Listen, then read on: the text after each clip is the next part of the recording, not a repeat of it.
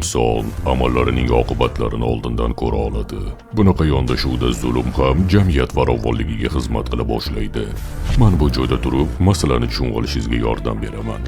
Kamina narkotik bo'yicha tushunchasi keng insonman va pulga mukkasidan ketganlarni yomon ko'raman, chunki bu odamlar uchun zulm, shayton tafsilotlarda yashiringan. Alfa PVP yiqilgan gidroning sevimli sintetik narkotiki tuz nomi bilan ham tanilgan. Uzoq yillar davomida epidemiyaga o'xshab bozorga kirib kelib, kam zararli stimulyator o'rnini egalladi. Salom o'rtoqlar, bu Moriarty.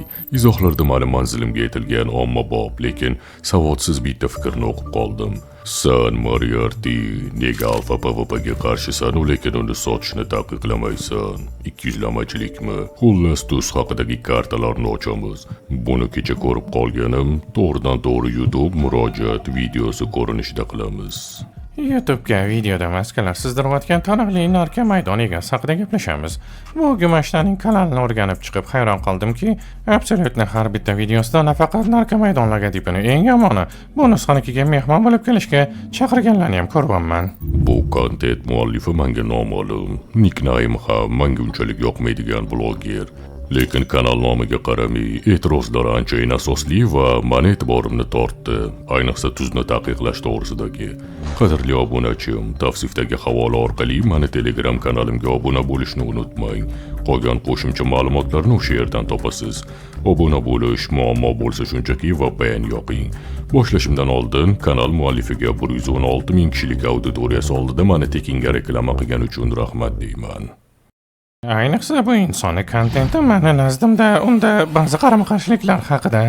Joyda aytamanki, bizning harakatlarimiz juda yomongli va izchil. Agar siz qaytadur qarama-qarshilik ko'rayotgan bo'lsak, demak siz vaziyatni yaxshi tushunmagansiz va masalaga yetarlicha chuqur kirmagansiz. Bu holat tez-tez kuzatiladi. Sizni bunda aybingiz yo'q. Men esa sizga tushunib olishingiz uchun yordam beraman. Xo'sh, Moriarty menga ham, obunachilarga ham emas, faqat o'zini mijozlariga tushuntirib berchi. Qanaqa qilib shunaqa bo'ladi? Sen tuzni zarar haqida gapirasan, ularni gidro ommalashtirgan, anorog'i olib kirgani uchun yomonlaysan, lekin ayni paytda sani maydonchingda ham ular hali ham sotilyapti. Bilasizmi aziz tomoshabin, inson hayvondan nimasi bilan farq qiladi? Inson o'z xarakterlari oqibatini oldindan ko'ra olishga qodir. Kamdan kam odam tushunadi, lekin taqiqlovchi siyosat ishlamaydi. Odamlar taqiqlarni buzishga, tizim chidamliligini sinashga moyil. Ayniqsa postsovet hududidagi odamlar taqiqlarni buzish SSSRdan qolgan milliy sport turiga aylangan. Mentalitetimizning esa ajralmas qismi. Afsuski buni kattalarni ko'p qismi tushunmaydi. Shuning uchun mamlakatimizda taqiqlar juda ko'p, lekin ular hamma joyda, har kim tomonidan buziladi. Bu hammasiga tegishli. Qarindoshchilik, korrupsiya, narkotik, rulda mast holda yurish, soliqlar, kreditlar va alimentlar to'lamaslik. Bu ro'yxatni yana va yana davom ettirish mumkin. Keling, amallarimiz oqibatlari haqida ozgina fikr yuritamiz. Tanqidchim to'g'ri topganidek, misol uchun men yomon ko'radigan tuzni olaylik. Bozor shakllanib bo'lgan, xaridorlar bor, sotuvchilar ham bor. Ikkala tomon ham turli maydonchaga tarqalgan. Misol uchun, menikiday, agar men bitta o'zim unga zapret qo'ysam nima bo'ladi? To'g'ri, xaridorlar va sotuvchilar shunchaki boshqa maydonchaga o'tib ketishadi. Men bu bilan hech narsaga ta'sir qila olmayman. Shunchaki bu odamlar uchun o'zimdan mas'uliyatni soqit qilaman va bozorni shu segmentiga bo'lgan ta'sirini yo'qotaman. Vaholanki meni tanqidchilar faqat shuni kutishyapti. Meni nazarimda tuz tortadiganlardan pul olib, bu pullarga fan, tibbiyot, tez yordam, samarali reabilitatsiya markazlari qurilishini moliyalashtirish ancha effektiv strategiya bo'lardi. Bunaqa yondashuvda zulm jamiyat farovonligi uchun xizmat qila boshlaydi. Antagonistni o'zidan keladigan zararni kamaytiruvchi tizim shakllanadi. Toki oxirida pullarni qanaqa topayotgani emas, balki qatga va nimaga sarflayotgani muhimroq. Agar ular qing'ir yo'llar bilan topib, yaxta va lyuksoriy hayotga tikilayotgan bo'lsa, bu xalq uchun rostmana zulm. Umid qilamanki, savolingizga javob berdim. Keyingisiga o'tamiz. Bilasizmi, narkoshop yaratish uni iste'molchilar orasida aylantirish bir tomon, lekin hamma bilishi mumkin bo'lgan maydonchada allaqachon shakllanib bo'lgan narkomanlar bilan ishlaydigan bu industriyani ommalashtirmaslik yo'lida adolat kunchisi qiyofasida video suratga olish mutlaq boshqa narsa. Lekin amalda keyinroq bildikki, bu yoqqa aynan siz shuning uchun kelgansiz. Bu joyda asosan narkomanlar emas, oddiy odamlar yashaydi. Intuitsiyaga suyanib yana xato qildingiz. Kamtarlikni chetga surib aytishim mumkinki, men narkotik bo'yicha juda ko'p izlanishlar olib borganman. Iste'mol bo'yicha rasmiy statistik raqamlar yumshoq qilib aytganda kamaytirib ko'rsatiladi. O'z tajribam va kuzatishlarimdan kelib chiqib aytaman, iste'mol qiladiganlar real foizda 10%, epizotiklarda esa 40%. Gidra misolida kuniga 100 mingta bitim, oyiga 3,5 million bitim. Bu alkogol va qo'ldan sotib olishni hisobga olmaganda, agar Rossiyani barbod qilayotgan bir qancha baravar og'ir bo'ladigan narkotiklarni ham hisoblasak, bizani zamonda hech qachon ichmagan, narkotik tatimagan yosh yigit fohishaxonadagi rohibaga o'xshaydi. Kamdan kam uchraydigan hodisa.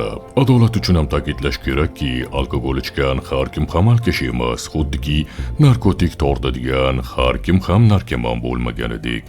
Bu achchiq haqiqat. Undan yashirish ham, u bilan ishlash ham mumkin. Oldinroq aytganimdek, taqiqlar ishlamaydi. Bu zulmni yengishning yagona yo'li aholi bilan madaniy tarzda ish olib borish.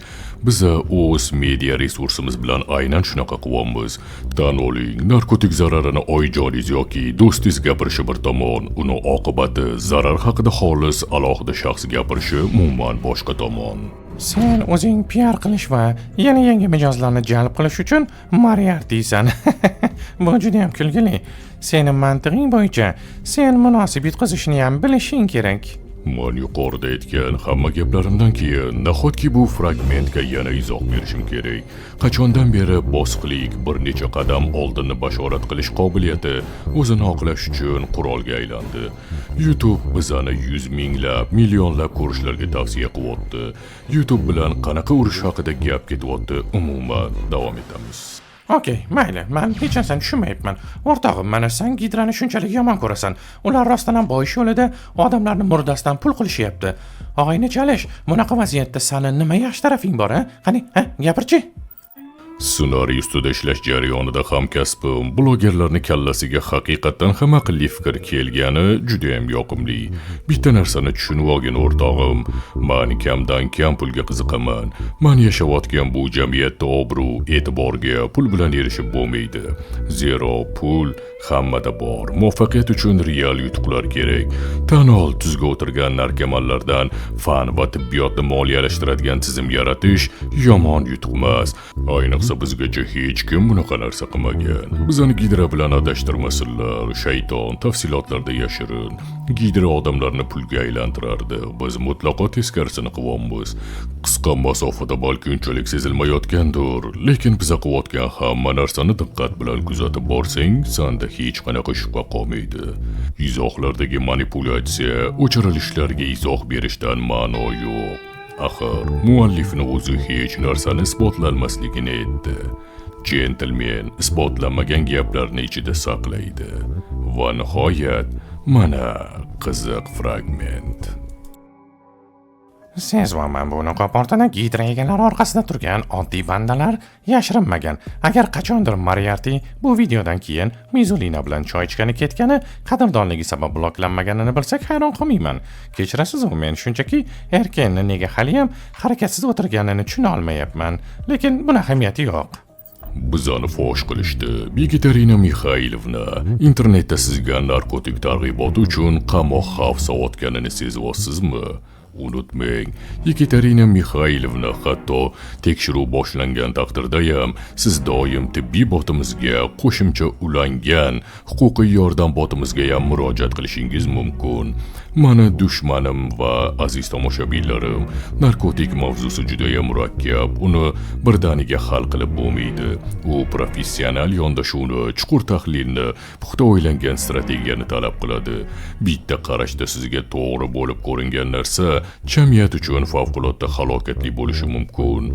Yuzaki heyterlarga quloq solmang, o'z kallangiz bilan o'ylang, o'zingizni mustaqil fikringizni rivojlantiring, narkotikni, ayniqsa alkogolni iste'mol qilmang, sog'lom turmush tarziga amal qiling va qonunni bilib bilmasdan buzmang. Beparvolik biza muhokama qilgan masalalarda sizga juda qimmatga tushishi mumkin. Ishoning, voqealarga boy, baxtli va mazmunli hayot uchun narkotik kerak emas. Men sizga nimayam derdim, o'zingiz shundoq ham bilasiz. Siz bilan professor Moriarti bo'ldi. Ko'rishguncha.